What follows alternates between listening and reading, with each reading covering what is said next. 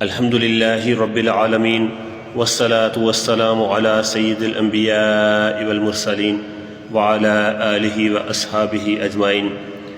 اللہ تعالیٰ کی اطاعت و فرما برداری کو ترک کر دینا، چھوڑ دینا اور حقوق اللہ کو یکسر فراموش کر دینا نسیان خالق کہلاتا ہے، یعنی اللہ تعالیٰ کو بھول جانا۔ اللہ تعالیٰ قرآن پاک کی سورہ الحشر کی آیت نمبر 19 میں ارشاد فرماتا ہے وَلَا تَكُونُوا كَالَّذِينَ نَسُوا اللَّهَ فَأَنسَاهُمْ أَنفُسَهُمْ أُولَئِكَ هُمُ الْفَاسِقُونَ، اور ان جیسے نہ ہو جو اللہ کو بھول بیٹھے تو اللہ نے انہیں بلا میں ڈالا کہ اپنی جانیں یاد نہ رہی، وہی فاسق ہیں۔ اللہ تعالیٰ ارشاد فرماتا ہے فَاذْكُرُونِي أَذْكُرْكُمْ وَاشْكُرُوا لِي وَلَا تَكْفُرُونَ، یہ سورہ البقرہ کی آیت نمبر 152 ہے۔ اللہ تعالیٰ نے فرمایا تم میری یاد کرو، میں تمہارا چرچا کروں گا، اور میرا حق مانو اور میری ناشکری نہ کرو۔ مفسرین فرماتے ہیں ذکر 3 طرح کا ہوتا ہے، نمبر 1 لسانی، نمبر 2 قلبی، نمبر 3 بالجوارح۔ ذکر لسانی میں تسبیح، تقدیس، ثنا وغیرہ شامل ہیں، اسی طرح خطبہ، توبہ، استغفار، دعا وغیرہ اس میں شامل ہیں۔ ذکر قلبی کیا ہے؟ اللہ تعالیٰ کی نعمتوں کا یاد کرنا، اس کی عظمت و کبریائی اور اس کے دلائل قدرت میں غور کرنا وغیرہ وغیرہ۔ ذکر بالجوارح یہ ہے کہ اعضاء طاعت الہی میں مشغول ہوں، جیسے حج کے لیے سفر کرنا، یہ ذکر بالجوارح میں داخل ہے۔ نماز تینوں قسم کے ذکر پر مشتمل ہے، تسبیح و تکبیر، ثنا و قرات تو ذکر لسانی ہے، اور خشوع و خضوع، اخلاص، ذکر قلبی اور قیام، رکوع و سجود وغیرہ ذکر بالجوارح ہے۔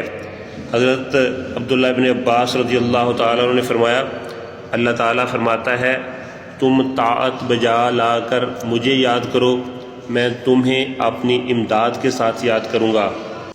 حدیث میں آتا ہے اللہ تعالیٰ فرماتا ہے کہ اگر بندہ مجھے تنہائی میں یاد کرتا ہے تو میں بھی اس کو ایسے ہی یاد فرماتا ہوں، اور اگر وہ مجھے جماعت میں یاد کرتا ہے تو میں اس کو بہتر جماعت میں یاد کرتا ہوں۔ قرآن و حدیث میں ذکر کے بہت سے فضائل وارد ہیں۔ حضرت سیدنا ابو ہریرہ رضی اللہ تعالیٰ عنہ سے روایت ہے رسول اللہ صلی اللہ علیہ وآلہ وسلم نے ارشاد فرمایا کہ رب ارشاد فرماتا ہے اے ابن آدم، بے شک تو جب مجھے یاد کرتا ہے تو میرا شکر ادا کرتا ہے، اور جب تو مجھے بھول جاتا ہے تو میرا انکار کر دیتا ہے۔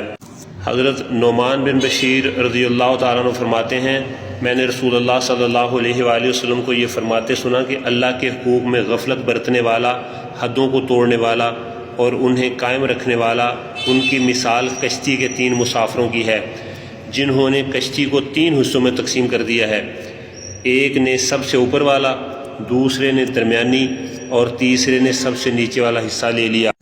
سفر کے دوران نچلی منزل والے نے اچانک کلہاڑا چلانا شروع کر دیا۔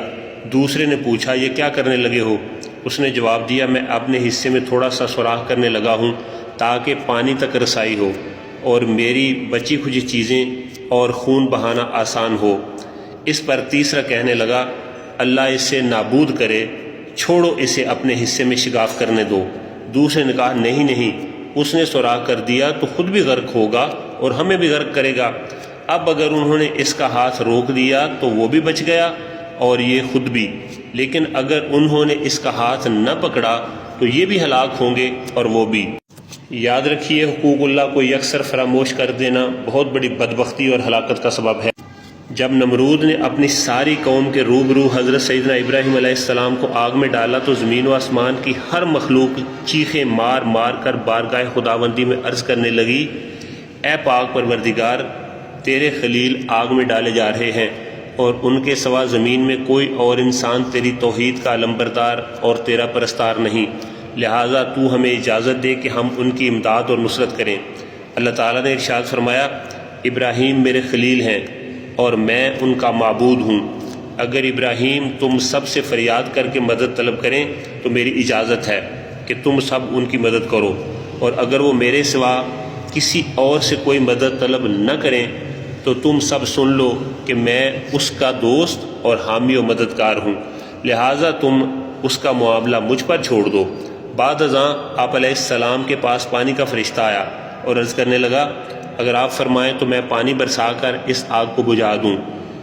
پھر ہوا کا فرشتہ حاضر ہوا اور عرض کرنے لگا اگر آپ حکم دیں تو میں زبردست آندھی چلا کر اس آگ کو اڑا دوں۔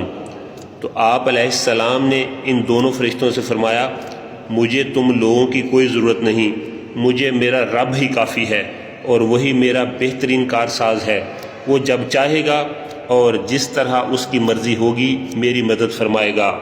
اب ہم دیکھتے ہیں کہ نسیان خالق کے 7 اسباب کیا ہیں اور ان کا علاج کیا ہے۔ نمبر 1، نسیان خالق کا پہلا سبب خوف خدا کی کمی ہے، یعنی جس شخص کے اندر اللہ کا خوف کم ہو جاتا ہے وہ اللہ کو بھول جاتا ہے۔ اس کا علاج یہ ہے کہ بندہ اپنے اندر خوف خدا پیدا کرے، اپنا زیادہ وقت خائفین کی صحبت میں گزارے، وہ لوگ جو اللہ سے ڈرنے والے ہیں ان کے پاس بیٹھے، ان کی صحبت اختیار کرے۔ نمبر 2، نسیان خالق کا دوسرا سبب گناہوں کے بارے میں لا علمی ہے۔ اس کا علاج یہ ہے کہ بندہ گناہ صغیرہ اور گناہ کبیرہ کے حوالے سے معلومات حاصل کرے۔ نمبر 3، اس کا سبب دنیاوی کاموں میں حد سے زیادہ دلچسپی اور مشغولیت ہے کہ بندہ دنیاوی کاموں میں اتنا مشغول ہو جاتا ہے کہ اللہ تعالیٰ کی اطاعت اور فرما برداری کو یکسر بھول جاتا ہے۔ اس کا علاج یہ ہے کہ بندہ اپنی دنیاوی مصروفیات کا جائزہ لے اور پھر مشغولیت اطاعت الہی میں رکاوٹ اور عذاب آخرت کا سبب بن رہی ہو اس سے اپنی ذات سے دور کرنے کی مخلصانہ کوشش کرے۔ نمبر 4، بعض اوقات بندہ اپنی غفلت کے سبب اللہ کی نافرمانی میں مبتلا ہو جاتا ہے، لہٰذا نسیان خالق کا چوتھا سبب غفلت ہے۔ اس کا علاج یہ ہے کہ غفلت کے اسباب کو دور کرے اور اللہ کی بارگاہ میں توبہ کرتا رہے۔ 5واں سبب ہے دنیا کی محبت، اور حدیث میں آتا ہے حب دنیا تمام گناہوں کی جڑ ہے، لہٰذا بندے کو چاہیے کہ حب دنیا کا علاج کرے تاکہ اللہ کی اطاعت اور فرما برداری میں یہ مہلک مرض رکاوٹ نہ بن سکے۔ نمبر 6، بعض اوقات بندے کے دل میں مخلوق کی محبت خالق کی محبت پر اس طرح غالب آ جاتی ہے کہ بندہ مخلوق کی اطاعت کو خالق کی اطاعت پر ترجیح دیتا ہے اور وہ یہ حدیث پاک بھول جاتا ہے۔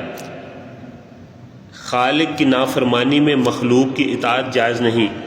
اس کا علاج یہ ہے کہ بندہ اللہ کی رحمت پر غور کرے اور یہ بات پیش نظر رکھے کہ ہماری اتنی نافرمانیوں کے باوجود اللہ ہم پر کس قدر مہربان ہے۔ نمبر 7، اس کا 7واں سبب ہے بری صحبت۔ اس کا علاج یہ ہے کہ بندہ ہمیشہ نیک لوگوں کی صحبت اختیار کرے، بد اخلاق اور برے لوگوں سے اپنے آپ کو محفوظ رکھے۔ بری صحبت زہریلے سانپ سے بھی زیادہ نقصان دہ ہوتی ہے کہ سانپ تو اپنے ڈنک سے فقط جسمانی نقصان پہنچاتا ہے نا، مگر بری صحبت بسا اوقات جسمانی نقصان کے ساتھ ساتھ روحانی نقصان بھی کر دیتی ہے، جیسا کہ گناہوں میں مبتلا ہو جانا، ایمان کی بربادی وغیرہ۔